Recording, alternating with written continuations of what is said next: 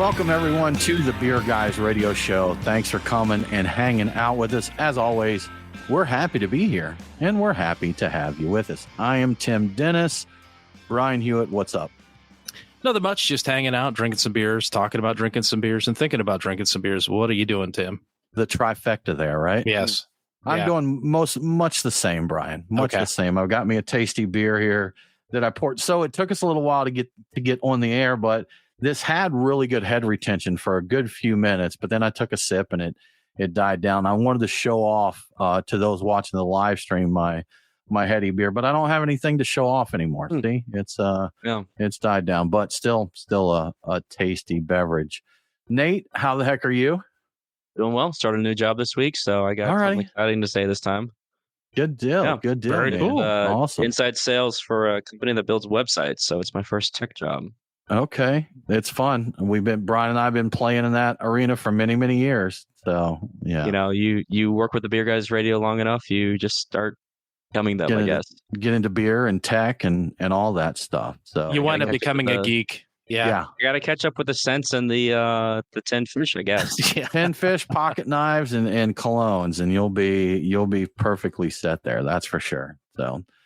Well, Brian, we had a little fun this week. A friend of the show, we've been friends for a long, long time with our buddy Seth came through, but Seth is also one of our Patreon supporters. So thanks, Seth, for supporting the show. But he came through from Houston, Texas, and we did the beer scene in Decatur, Georgia, kind of Decatur, Avondale Estates there. So we went to Brick Store Pub, which anybody who's been listening to the show for a while knows we love that joint. So they are one of a few locations that are cask mark certified. And if you are a cask L aficionado, you probably know what that is, but it just essentially means that they take care of cask beer properly. They serve it at the proper temperature. They keep it fresh. They do the thing there that they're supposed to do to make sure when you get a cask L that it's what cask L is supposed to be. And they had a special where Sierra Nevada had put on 4 of their pale ales with different hops that on cask. So we did that, had some grub there, went to a place called My Parents' Basement, beer bar, pinball place, played that. And then to Inner Voice Brewing, which they are, they do all styles well, Brian. I'd say, I think they're getting known for their hazy IPAs. I think is probably the standout stuff that they've got there, or the most talked about, but really everything they've got on is pretty solid. And they also have a partner inside the brewery, a pizzeria called Glide Pizza, that is probably some of the best in the city, New York style. So if you dig that style of pizza, then it's really good. But Seth also brought us a lot of tasty beers from Houston, from Texas, and we're dipping in. I think that's a good time, Brian. We'll talk about our beers of the week right now, because I think both you and I are sipping some of Seth's gifts. So what are you drinking on this week? I started off pregame with Monday night's 404 lager, the American Light Lager, 4.04%. So they really nailed that. All right. But yeah, like you said, right now I'm drinking Spindletap's 5% Tint, which is a 5% session IPA, and it's good. It says session IPA. It doesn't say anything about hazy, but it is quite hazy. In fact, and I'm going to follow that up with another beer that he brought. And I'm really excited about this because I've never had a Martin House beer before. But Martin House's The Silk Road, which is a New England style DIPA with the Azaka Galaxy and Nelson Sauvin. And I guess it's DIPA seems possibly light because I think it's like a 10%er. So that's a good one. Tippa or whatever, Tippa, all that. So that's what I'm getting into. How about you, Tim? Brian, I am in a Lone Pint Yellow Rose IPA, and this beer's been around for a good minute, but it's still, classically good. It's a smash beer, and for those that don't know what a smash is, that is single malt and single hop. So they only use one malt, one hop, which is not that common in beers. They like to mix them up, get a few hops in there. But this one uses Pilsner malt with Mosaic hops, and that's it. And very crisp, very clean, a nice grapefruit note that I get in there. You know how I am, Brian, with West Coast IPAs, with bitter IPAs. this one hits the sweet spot. There's some bitterness in there to balance against, the malt sweetness. And actually, now that I mention it, there is a decent amount of malt sweetness for it being Pilsner malt there. And, but with the hops in there, it's definitely, balanced out. So tasty beer here with this Lone Pint. Very nice. Very nice. And of course, Mo Mike Nate, what are you drinking on? So I'm actually going the way of Tim and only having one beer as my beer of the week. This week I am drinking from Variant Brewing out of Roswell, Georgia, Max, which is a rye barrel-aged barley wine conditioned on Tahitian vanilla beans. And this is very tasty, so I'm going to resist all show. Now, I don't know if I cut you off there, Tim. Were you about to get into the scent of the day? I wasn't, but Brian, since you asked, I figured it was coming sooner or later. So we might as well just peel off the Band-Aid and we're get right going into to it. share some of our fragrances because Brian and I have been dabbling lately. There's a lot of cool stuff out there. But today, Brian, thanks for asking. I'm wearing Toomey Atlas. And Nate, I know what you're thinking when I say that. You're thinking Toomey, isn't that the luggage company? And exactly. Nate, very good. Yes, they are known mostly for their luggage, their handbags, computer bags, wallets, and all that stuff. But they also have a fragrance line. So, so surprise, head blown there, mind blown, Nate. But Toomey Atlas, dominant notes in this are bergamot, citrus, ginger, vetiver. So bergamot's kind of a spicy citrus scent in there. So you're going to get your citrus, little spice from the ginger, vetiver. And Brian, this has both Haitian and Java vetiver in it. So Javanese, mixing it up. It's not a smash cologne here. They're mixing things up. But yeah, you know what? I like this one a lot. Very clean smell, very fresh. It doesn't project too far, so it's not going to offend people in the next room. But it has a good longevity. So if you put it on in the morning, it's going to hang with you for a while. So you're smelling nice all day. Price isn't bad either. I think retail on it's like $125, but you can find it on a lot of reputable gray market sites for $75 or so. So, Brian, what are you wearing this week? I like that scent. I've also had it's nice. Yeah.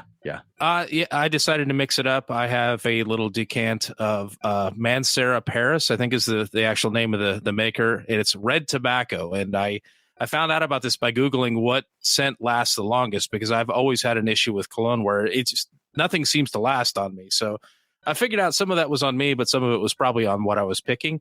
But red tobacco. And the notes that I get off it's like big, sweet, syrupy cinnamon and wood, and it's some smoky and tobacco-y. I mean, it's red tobacco. Of course, there's going to be some tobacco in it. And that's part of the reason I'm attracted to it. I think there's some undernotes of vanilla, which I know that when I tried it on when we were hanging out, it's like immediately you got the vanilla. I don't get the vanilla right away. It comes in later. And there's a little hint of flowers. I'm trying to remember. I think it was jasmine or something like that. I'm not good at picking out the different flowers. I know there's a floral component in there. I'm not 100% sure which one it is, but it's a very light one. But this is one that lasts like forever. I think it projects reasonably well, but it'll last overnight. You'll smell it in your clothing the next day. You might smell it. You might smell a little bit of it if you don't shower the whole rest of the day. So it'll hang on. Yeah. I like it. I think it's not for everybody. I think it's a bit polarizing, but it's worth checking out. Yeah. Did Mrs. Bryan like it? I haven't run that past her yet. Haven't checked. Our paths have not crossed since I applied it. So I put it on shortly before the show, in fact. So I feel like you're more likely to know if she doesn't like a fragrance than if she does. I feel like probably. She'd be more apt to tell you, "Ooh, what are you wearing? I don't like that," than to comment, "Oh, that's nice." Yeah, I already know she's not a big fan of Creed Aventus or Sad. Yeah, that's the one. Sad. I'm surprised. That's a fantastic aroma. Nearly wore it today, but I remembered I had that little bit of red tobacco, and I'm like, that needs another round. So give it a shot. That's cool. Yeah, I'm likely to get more of that. I think it's. I see it.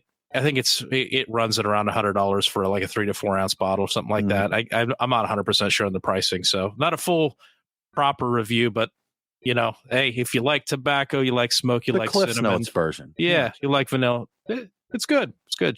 Should get it. Nate, you got a scent to share this week, man? No, I'm just wearing Irish my Old Spring? Spice classic. Good old. Wearing Old Spice Classic today, so just the classic scents that One of the OGs there. Good stuff, man. I think it was Seth that was into Dr. Squatch. He claims that that's fantastic. I don't know. I've never smelled it. Yeah. Party Night's into that as well. Okay. Oh, it's Party Night. Maybe it's Party Night, not Seth. Yeah, that's probably right. The Dr. Squatch fragrances. I got some of his soaps one time and they were good. I didn't see anything worth paying their prices for them and like having to order them and get them delivered and all that. I didn't find it, but whatever, to each their own. Yeah. And you know what? Back to beer. The Oktoberfest are out in full force. I think everybody's put one out. Seasonal creep just keeps creeping more and more and more. We're already seeing one of our school districts went back to school this week in July, went back to school. I think I've mentioned here on the show before, I've got an Amazon Echo Show on my desk here in front of me that's got the screen. And so it rotates things. Just before we went on the air, it said popular recipe, Christmas crudités. What? And it was already giving me. So just make a note of that. Nope. July has been this show release. We're recording this in July. It'll be early August when it goes out on the podcast. But already in July, I'm getting ads for Christmas recipes there. I did see somebody do an advertisement for something about a beer box, an advent calendar beer box for Christmas in July. And I'm like, we're recording this on the very last day of July. It's a little late for that. That's like that era. For Christmas, Christmas in July, you're late. Christmas, you're too early. Way early. Yeah, you're way too early. There. But, everybody starts this time of year, Brian, talking about summer's almost over, back to school party, this and that. Y'all, we have got, 50 days or more of summer left. We've got, it doesn't end until the tail end of September. So, my birthday is the first day of autumn. So I know very well when summer ends. But I did the math. When this show airs, it will be 50 days exactly left to summer, and it will be roughly 53% of summer will be left, more than half. So people can knock it off with the summer's almost over. It ain't. So let me ask you this, guys. Is there any seasonal creep that you allow? Because I'll start us off here. Like holiday beers, I don't get mad when they be creeping with those. So when they start talking about the Christmas ales and all of that, I'm a little more lenient with those. But I still don't want them in, July or September. At least let us get into fall. I guess when it starts cooling down. And to be honest, I kind of figure Oktoberfest that way too. If we're getting into September and that's, unless you live in Atlanta, that's starting to get into the cooler months. But is there anything else that you're okay with creeping up on us there? Nate, how about you? I would be okay if cooler weather would have some seasonal creep. We'll see. Yeah, no doubt. 108, Nate, 108. But on a more realistic note, when I start seeing the pre-batched bottles of eggnog, like from Evan Williams or Pennsylvania Dutch, like when I start seeing that, I'm like, okay, cool. We're getting into the colder time of the year. Things are going to get a little bit stressful, but it's socially acceptable to drink a little bit more this time of year too. See, I don't mind those certain harbingers of fall and that and when they're time appropriate. Oktoberfest get it started too early. They started too early, and I know people, like you said, the eggnog start coming in. I know, Brian, I know you're a big football fan. So football season coming up, NFL kicking off, college game day, people lose their minds for that. And a lot of it is not just the football, but the tailgates, the drinking, the eating, the whole thing that goes along with it. But Brian, you got any creep that you're okay with? I'd be fine. I'd be fine with the concept of the Thanksgiving meal creeping right throughout the rest of the year. Because I'm always down to eat a bunch of turkey and some gravy and some stuffing. That doesn't have to wait. I mean, I get why you wouldn't necessarily want to eat it al fresco when it's 110 degrees outside, but we've got air conditioning. I love that stuff all the time. I am down for a turkey dinner or a ham or whatever any time of the year. That you can throw that down anytime. I probably, when it comes to the cranberry sauce, maybe I'm not ready for that just yet. But everything else leading up to it, no pumpkin pie. We don't need to go there. We can just have the other stuff that's really, really good. The green bean casserole and all that. Green beans and that. But Brian, it's a little blasphemous to have all that and not have some cranberry jelly. The All stuff right, in a fine. can that you plop out and it's got the lines on it. That's the I'll allow it. proper one. And Okay, that's good. many years ago, I worked at when I was in school, I had worked at a place that had a sandwich that was like turkey and cranberry sauce. It was like all year round. Right. So it wasn't even, and like, I'm not usually into that too much until the cooler months, like that time of the year, but I don't have a problem with that. It's fine if it's going to be on the table. But yeah, the pumpkin beers, I don't need a pumpkin pie yet. No, too early for that. And too soon. I don't know what I think about eggnog. I mean, I can't really drink it anyway, but it's too early. I really want that to be end of the year type of stuff. But we got a buddy whose wife is Puerto Rican, and most years she makes a big batch of coquito, which is Nate. Do you know coquito? I know you. I used to know what it is. Yeah, I would say that's like the Puerto Rican equivalent to like our eggnog, and I'm not sure what all goes in it, but I know it's delicious. So I usually get a mason jar full of that with a neat little ribbon on it.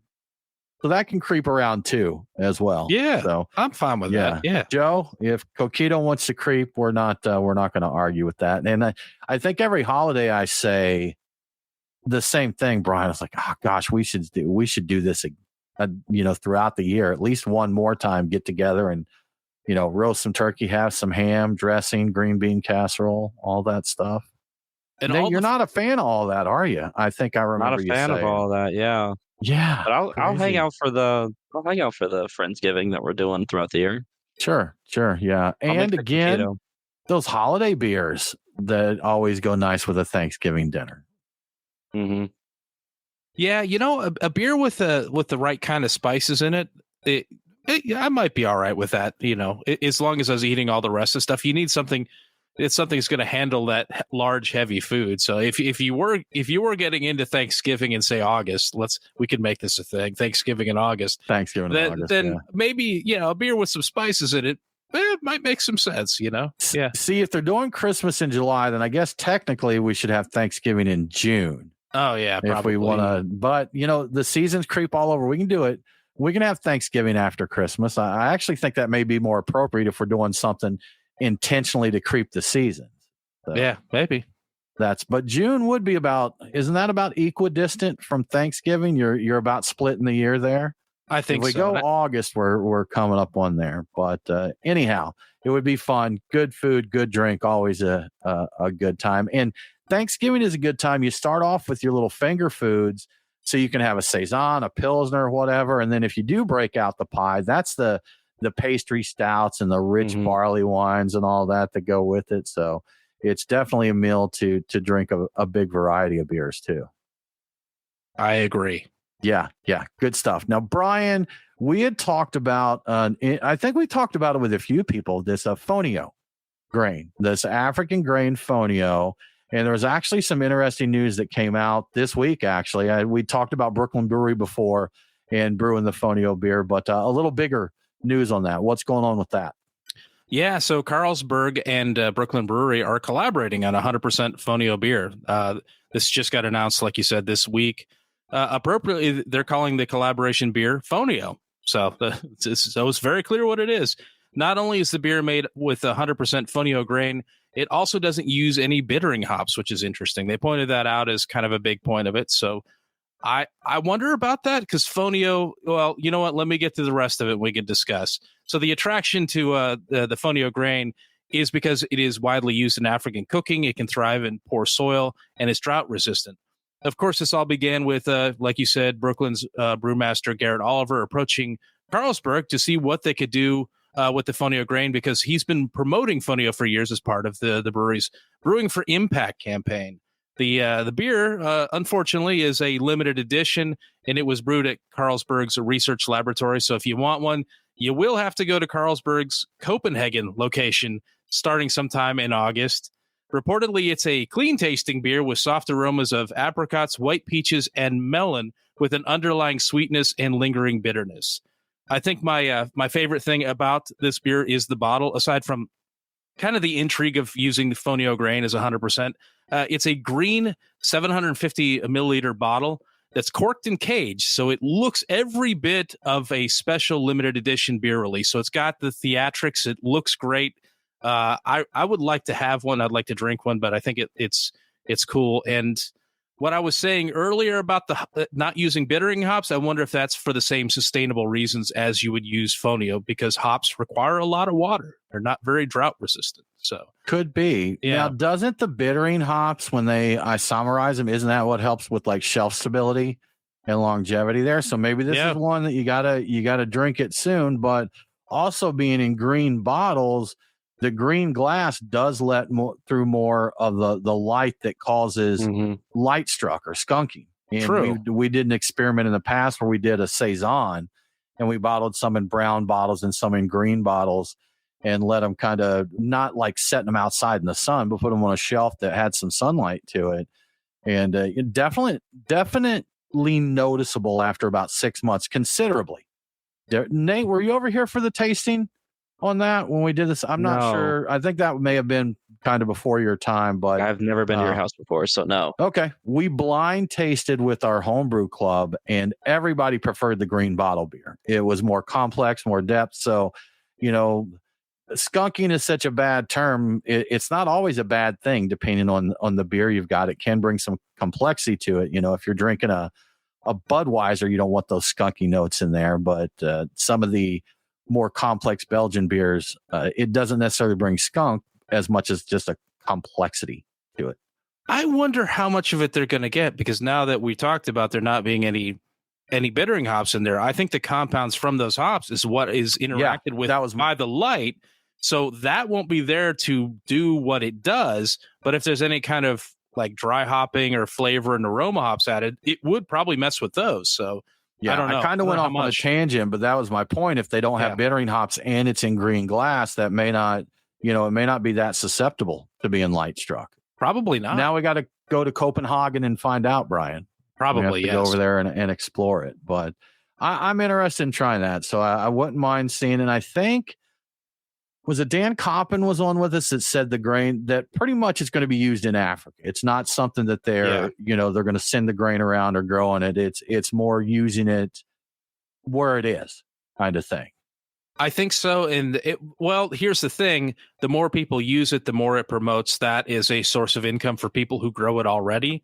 Yeah. So I think the hope is that at some point there would be enough production of the grain that they could maybe export it. But the infrastructure, I think, based on several different stories and several different shows we've done, I think the infrastructure isn't there to support fonio as like a major thing like that. So do you happen to know, Brian, I'm asking you a question that you necessarily would not have looked into, but do you know how efficient the grain is, like converting sugars in that? Is it one that it would make sense to export it to other places for brewing purposes?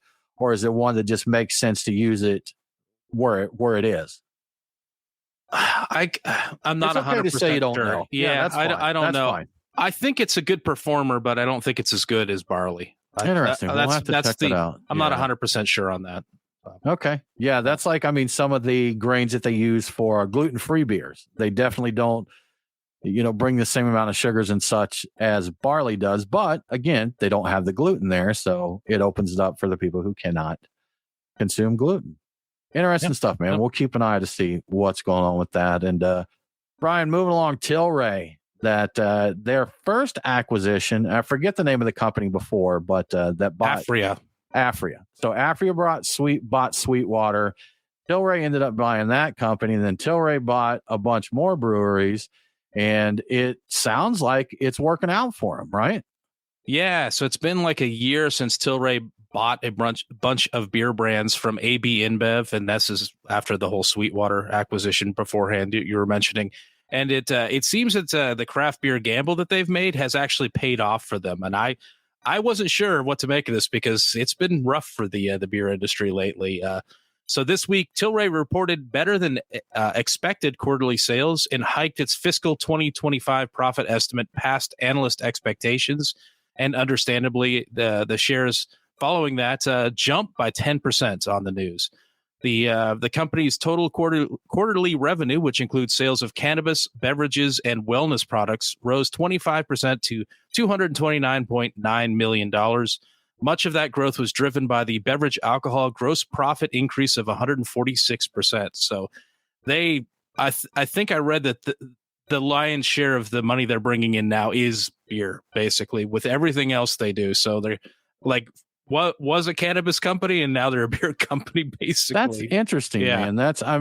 Because to be honest, there's not a lot of companies that are saying that, beer is their driver right now. Even ones that's all they do is beer. That's not their driver. We just heard recently another brewery here in Georgia, Eventide Brewing, is closing August 11th. I don't think they're being out in the open with a lot. They don't want to make a big a lot of noise over it, but we've heard through various employees and stuff that they're closing. It's hitting a lot of people. One of their neighbors, Elsewhere Brewing, had said the same thing. They've got their slogan is survive till 2025. So, oh wow, it's but interesting twist here, Brian. I saw it was a teaser tweet, nothing more to it than that. But Half Acre Beer Company announced that they've got a collaboration coming up with the way they put it was dispensary products with a cannabis company, and it got me to thinking. I wonder how many of these craft breweries will cross the streams there, so to speak. As of now, we know that you can't put it in an alcohol-based beverage, but if these folks are already making beverages, it's not like it would be, that big of a jump to make a cannabinoided and all, whatever the word is, THC or CBD beverage.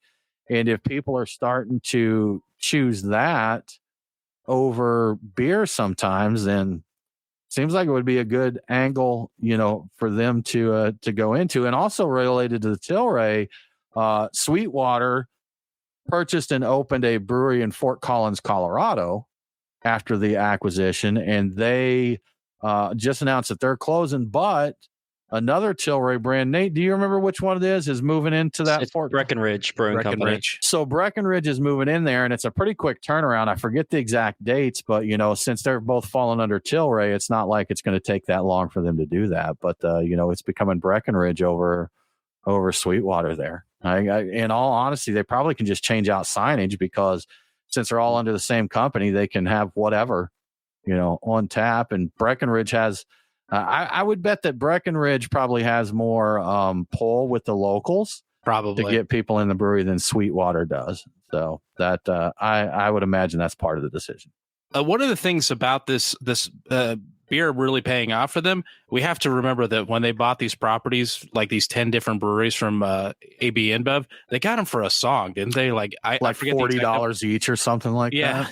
I think it was like a total of $80 million for all of them, or I don't know. It was a very ridiculously sounding, based on what we've heard before from breweries being sold, like ridiculously small amount of money. So they turned around and they, streamlined it all and got the beer going all over the place. And it's, man, if you get something for basically a steal, it's not hard to make a little bit of money. Now, if you had been there the whole time trying to make a go of it, then it's a different story. So you got the full money dropped into it there, right? Yeah, exactly. And I also kind of wonder if the laws will allow a brewery to sell both products, and make and sell under the same licenses or under the same businesses. Because I think that the one thing that's going to happen once all this becomes legal is they may require people to get form different companies or have completely closed off dispensary secondary things. And it's going to be like they do in Georgia, where they technically have walls, but it's kind of the same thing. But I think the point you're trying to make here is that they're making their way the only way that they know how, but it's possible that may be a little bit more than the law will allow. That does sound right. Yeah, I believe so. Okay. Yes. Yeah. All right. Well, good luck to them. And I think they mean no harm, Tim. They're just good old boys. Yeah. Just making their way. And the thing is, I believe a lot of this stuff does have to be sold through dispensaries right now. Yeah. So, it's maybe they'll have to create a separate business unit or, do something or create a separate company underneath it. But, it's not like, at least not now, they're not going to be throwing them on tap in the tap room. Yeah. Unfortunately, you won't be having them side by side in the tap room. That's kind of what I was thinking. And that would be the ideal situation for the breweries to appeal to the most people, get people in there trying whatever they want. But I just think the regulations won't allow them to do that. Nah, it'll be a while. It'll be, especially down where we are. It's not gonna come anytime soon. But Brian, I think it's time for us to thank our fantastic, awesome, and great sponsors of the Beer Guys Radio Show. Definitely want to start with thanking our friends at Terrapin Brewery Atlanta. We've enjoyed seeing them grow up here as part of the Georgia beer scene, and everything that they're offering in the Atlanta tap room, as we've mentioned many times before, is kind of the testing grounds, if you will. It's I don't want to say minor leagues. That sounds bad, but it's the minor leagues for them, where they test out their beers in a major league stadium before they go up to the bigs, Brian, before they go up to the show. So it gives you a great chance to try some of the stuff that you may see in larger distribution. If you like it there, keep an eye out for it. Let them know. Tell them, hey, I really dig this beer. I love this beer. I'd love to grab a 12-pack of it and, keep it in the cooler in the backyard sometimes, Brian. So, we're getting into the tail end. The summer's almost over, Brian, like we were talking about. So baseball season, we'll be wrapping up. Actually, baseball season, I think we got about a month left before we get, into postseason stuff there. But go catch a Braves game. Grab a beer, grab some barbecue from Fox Brothers there in the Terrapin Tap Room. Try out any of the new stuff that they have on tap, and be sure to tell them the Beer Guy sent you. So thank you to our friends at Terrapin Brewery Atlanta for sponsoring the show. Yep. And so another show means another week has gone by, and that also means we have a whole new selection of the finest craft beer available at your local Truck and Tap. That's right. I'm talking about Truck and Tap now. As is tradition, I have checked all the beer lists at truckandtap.com, and there are multiples. And here are my picks. At Truck and Tap Woodstock, I'm getting a pour of Monday Night's 404 Lager because this weekend is Monday Night's anniversary party, and you can't go wrong with a well-made lager. And I had one before the show, in fact. Over at the Duluth location, I'm going to try Wild Leap's Full Circle, which is a dry finishing coconut porter with an ABV that isn't too high. So not too high, but not too low either. At Truck and Tap Alpharetta, I won't be able to pass up Green Bench's Poldenise. I'm not 100% sure how to say the name, but it's on their side pull tap, which is great that they have those. It's a triple decocted lager with Moravian hop, barley, and Saaz hops. I can't say any of that stuff. I don't know if you need to drink this beer, Brian. You're already slurring your speech pretty bad there, buddy. So Moravian hops. Oh no, Moravian barley and Saaz hops. It sounds fancy, and I'm sure it's fantastic. At the Lawrenceville location, my pick is Fontaflora's Tip of the Vibers with a B. It's an Appalachian wild ale with Merlot grapes. And speaking of grapes, don't forget that there are other drink options at Truck and Tap, like wine and spirits, in case you feel like mixing it up. Or if you just want to see what's in store for you at Truck and Tap, just go check out their website or at truckandtap.com, or you can swing by and just find out when you get there. You do you. And thank you to Truck and Tap. Yeah, do your thing. And thank you to Truck and Tap for your support. Always awesome, man. They've been with us since day one here at the Beer Guys Radio. Before day one, actually. So we've seen them grow up from their first location to just spreading out all over the Atlanta metro. So it's been a really good time partnering with them over the years, for sure. We were buying homebrew gear from them even before it was they were actually Truck and Tap, homebrew shop. Yeah, exactly. Yeah. They started that. Zach started as Barrel and Barley. Yeah. Which was a growler shop. And this was when growler shops were in vogue. It was really cool to have a growler shop for the 1 year that was a cool thing, basically. Yeah. But growler and homebrew. So we did buy a lot of homebrew stuff from him, and we filled growlers because that is what people did back then. It was. Yeah. It was. Yeah. They had a good bottle shop in there too. So they had some good selection. It was a good time. Nice. I mean, I always liked them for sure. And Brian, now just before our sponsor break there, we were mentioning that Tilray made a bet on beer and it's paid off. But on the flip side of that, Diageo had a rough year, but Guinness in its own has done really well. Yeah.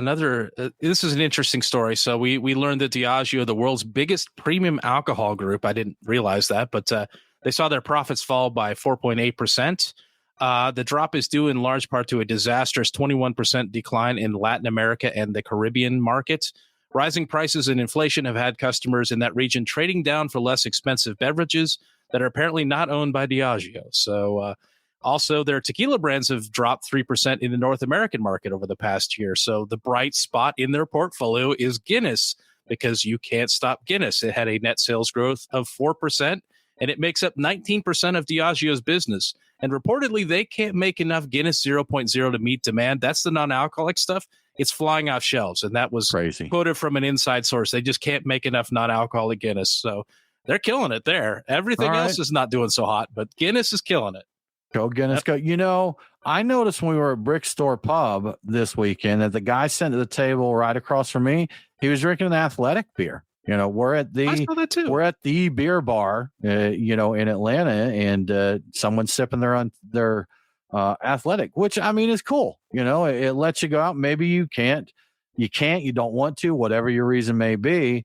There's options now, so that's pretty cool. Yeah, I had no idea they had it there until I saw that guy get it at the table. So pretty cool. Very neat. Very neat. So now, Brian, I think you said that Guinness, you like the 0.0. I do. Right? Yeah, I like it a lot. I think it is, as we've discussed previously, there is notable differences in terms of flavor, but I think it is a good non-alcoholic dry Irish stout. So worth drinking if you're looking for a good option. Easy pick. Absolutely get that. Yeah. See, like I said, I think for me, I think it's far enough off the actual Guinness. It doesn't quite hit for me. I don't think it's bad, but I'm like, nah, this actually more so than some other beers. I'm like, nah, this isn't Guinness, you know? And like the Heineken 0.0, that's definitely one that I'm like, if you like Heineken, you're going to like this, but there's something with the Guinness that it's enough that it doesn't do it for me, Brian. It does scratch the same itch for me, but I will acknowledge it does there are definitely differences. Yeah. I get that. Man, I'm forgetting the name. The peanut butter stout, or the peanut butter dark that we like. Partake from Athletic. Is it? No, it's not Athletic. It's a different one. So. Oh, the peanut butter stout. Oh, Bravis. Yeah, Bravis. That's a good one, and that one's really good. That one will almost fool you there. Pretty solid stuff. I am still looking for Black Butte Porter, the non-alcoholic version. Yeah, and I think they use that special system that allows you to select how much ABV you want, how much alcohol you want in it, so they can produce the beer the same way and just turn the dial to 0. I was going to say, for those that can't see, Brian's just turning knobs over here, like you just dial your beer in and go for it. That's the. Just do that, and then he does a slot machine thing. Let's roll it. He's now a cowboy. He's throwing a lasso. Yeah. There's no telling. But this is. I'm making this. He's doing what's that called? The sprinkler. The sprinkler. Man, we're just doing it all up over here today for sure. Yes. Yeah, the Black. Have you seen it? Have you seen that it's came to Georgia at all? Deschutes shows up here, but I haven't seen that specifically that one does in town. Yeah, gotcha. I guess I should. I think Untappd lets you look for it locally, and I think at one point in time I did, and it was like it found nothing within 100 miles.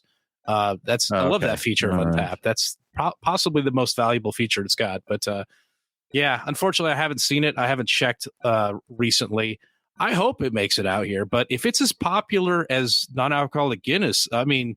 They may not be able to get it out here. It may be flying off the shelves over there in Oregon, the Northwest. Deschutes, do they do other NA beers? Like didn't they do Mirror Pond or one of their IPAs or something? I want to say they added one recently, and I don't remember. Have you tried any of the Deschutes NA beers? I've never seen them before. Yeah. Okay. Yeah. All right. I want to try some of the ones because I think Untitled Art, I tried a couple of theirs.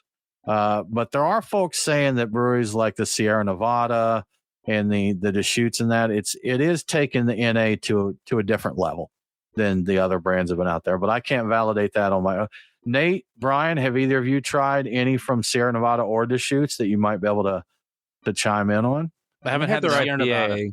I had the Sierra Nevada IPA, and I thought it was I thought it was good enough. I won't say that it was like above and beyond what the Athletic IPAs that I've had or the Brahms IPAs. Okay. But the Untitled Arts, I've definitely had a number of those, and I thoroughly enjoyed them.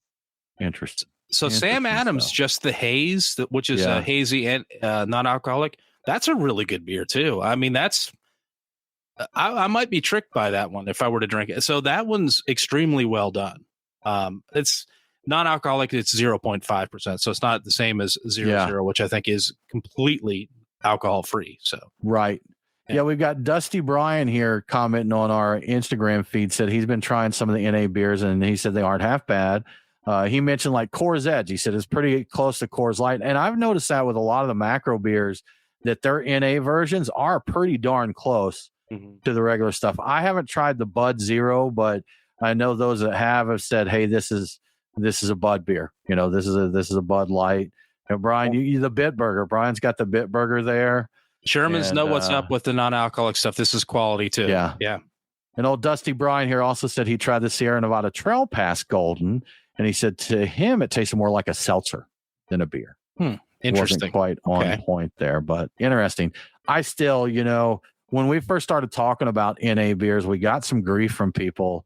A couple of angry emails that beer guys were talking about NA beers, but I think it's interesting to see what's coming up out there, and I still enjoy trying them out. Like I said, the doctor's orders segment, I don't have to quit drinking, but I got to chill out some. So being able to have an NA beer when I want to have one, but I don't need to have any more alcohol is a pretty nice option there. Yeah. I mean, and it's just not, it's not cool to drink most places at lunch. So if grabbing a non-alcoholic beer at lunch with your sandwich or whatever, I mean, it kind of feels like cheating. It's a good time. I mean, I kind of it's like when I have one available. Yeah, I know it's fine. I mean, you could drive around in the car technically, and say you better go with the 0.0 just to be safe there, rather than the 0.5%. But so Tyler chimed in here and he said the Trailhead from Sierra Nevada is good in his opinion. He liked it. He gives it 87 out of 100. So just like anything, just like beers or anything else, everybody has their own opinion and what hits their palate. So if you're interested, you try it. Don't take our word for it. You try it. It's interesting how much excitement there is around non-alcoholic beers, even with the people watching the show. Like we went from people being angry that we'd even dare to mention it. Now people are like, "Oh, I tried that. That was really good. You should try it too." I think at the beginning, a lot of it was probably what people knew NA beers used to be. Like we talked about O'Doul's and Sharps and all that. They were just they aren't good. Weren't or aren't. I haven't tried any recently, but if you mention NA beer and that's all you know of it, it's kind of like introducing someone to craft beer. And if you give them anything that doesn't taste like a Bud Heavy or a Bud Light, they're like, that's I don't like beer. I don't like beer, because that's what they're thinking it is beer, and that's only beer. So that's not the case, Brian, if you weren't aware. It is not. And I just looking at the comments, I definitely need to try a little non-alcoholic Peroni, because I like Peroni too. And I see that's a thing as well. So Peroni. Yeah. Good stuff. Brian, another story to share, more interesting stuff. There's a brewery that offered free beer in exchange for a tattoo. And I didn't read into it, whether it's you get the tattoo, we give you free beer, or we'll give you beer if you come give us a tattoo. But apparently this got shot down as a no, that they couldn't do it. Yeah, the good news is I have those details for you, Tim. So good. To celebrate its 10th anniversary, Steel and Oak Brewery in British Columbia, Canada, was offering a beer in exchange for a tattoo promotion. That is, you pay to get a tattoo, and in exchange you get beer, a year's worth of beer, which is estimated to be around 156 glasses, worth about 1,200 Canadian dollars, not US dollars, and you had no time limit to drink up. You did have to pick from several designs that they came up with that incorporated the brewery's logo, but you had some choices. The cost of the tattoo was between 100 to 150 Canadian dollars, depending on which you chose.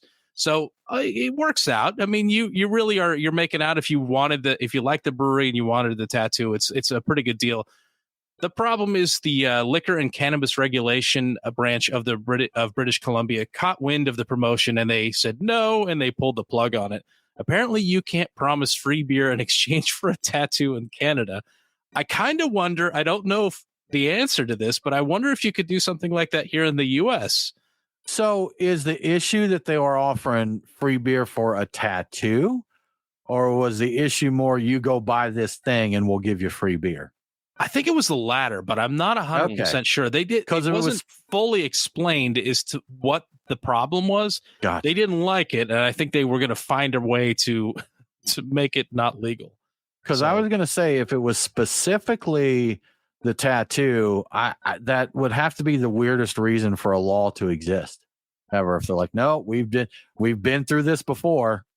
You can't go marking your butt. We're sorry, but you can't do that.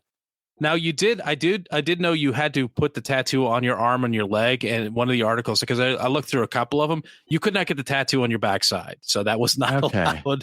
I think it was the free beer concept over a long period of time, or the volume of beer. It wasn't clear what the actual problem was there. So they're saying if we're talking 156 glasses is the estimate, then they're saying about 3 beers a week for a year. Yeah. I'm going to say this, tattooing a logo on your body is definitely worth more than 3 beers a week for a year. Correct. For me, yeah. It's, but again, you get someone who loves tattoos, who likes the brewery, who wants to, you'd have a story. Even after the year, you'd have a story to go with it there. So if it came with a glass that I got to keep and it was actually a solid gold goblets, then we might be talking there. That might be worth it. But wait, is it a Brewdog solid gold goblet? No, then we don't have a deal. That's definitely fake. Yeah, air quotes. It's solid.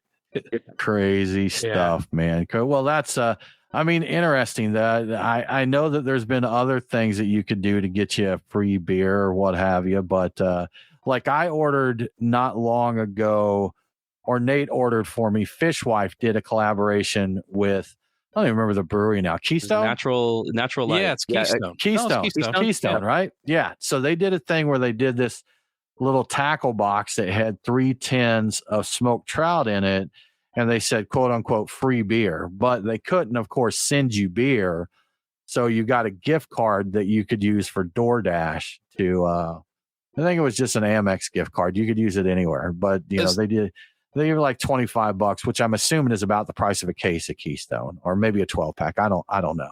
Was that how you were supposed to use it? Because I actually tried to use that at a liquor store to buy beer at one point in time. They're like, no, we don't take gift cards. I'm like, it's got an Amex. American Express on there. We don't take that. For what it's worth, I also have not been able to get it to work. I've tried it a couple places. So maybe that was the trick, is it's, they told me that, they could not do it. Like they talked about ordering your beer on DoorDash. I actually tried to use it on DoorDash, and it's like, oh, sorry, we can't validate your card. So I don't know.